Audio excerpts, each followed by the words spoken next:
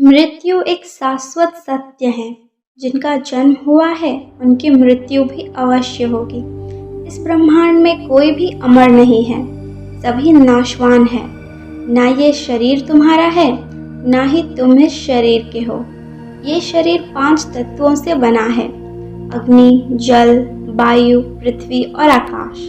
एक दिन ये शरीर इन्हीं 5 तत्वों में विलीन हो जाएगा।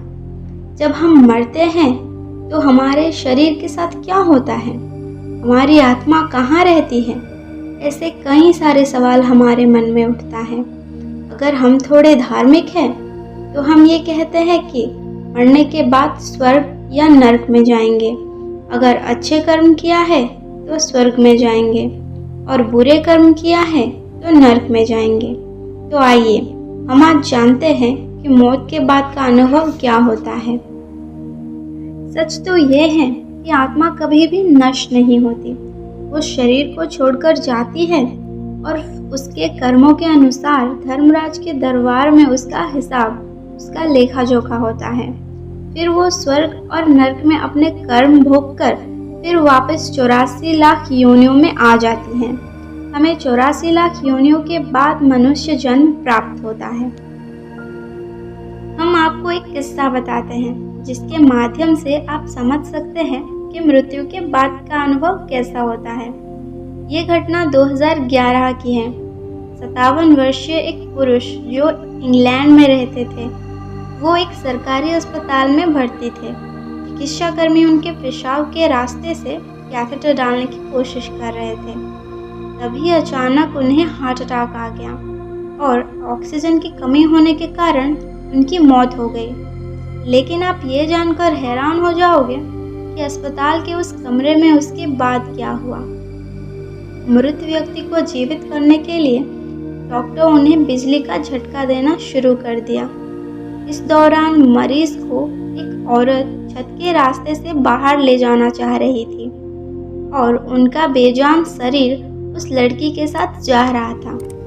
वो आदमी याद करते हुए बताते हैं कि मुझे ऐसा लगा कि वो मुझे जानती है, मुझे भी उस पर पूरा भरोसा है।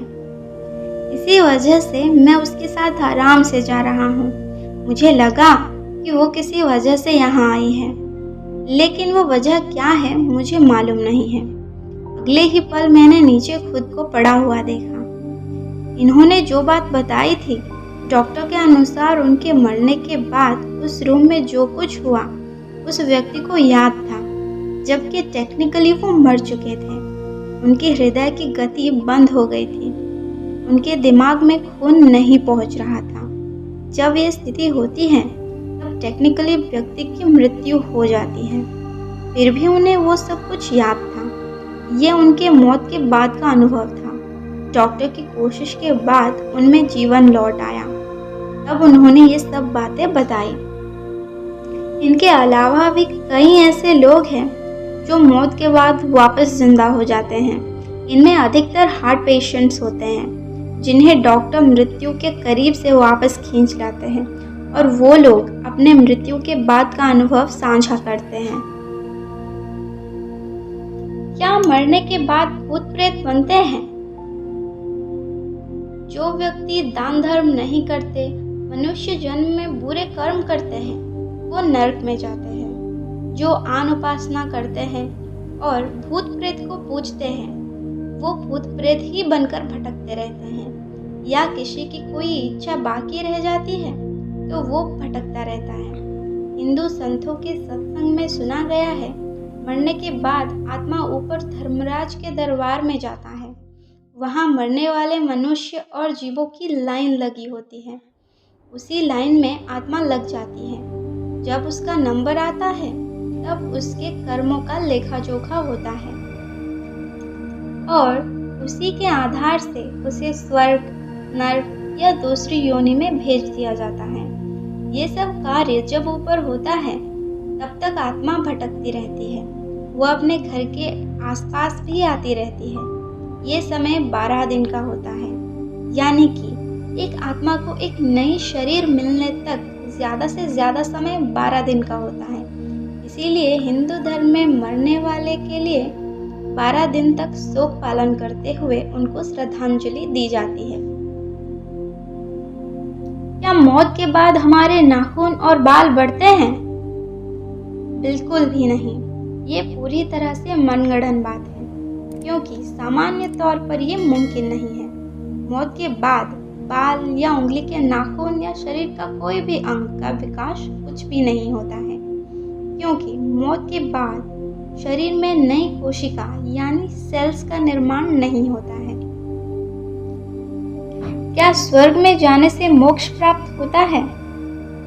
स्वर्ग एक होटल की तरह होता है। कहने का मतलब है कि मनुष्य जीवन में हम जैसे कर्म करते हैं, अच्छे या बुरे, जो हम अच्छे कर्म करते हैं, मरने के बाद अच्छे कर्मों का फल हमें स्वर्ग में मिलता है।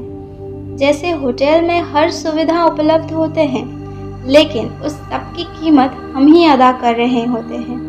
ठीक उसी तरह जब मनुष्य स्वर्ग में जाता है, उसकी अच्छे कर्म रूपी पूंजी जमा कर ली जाती है।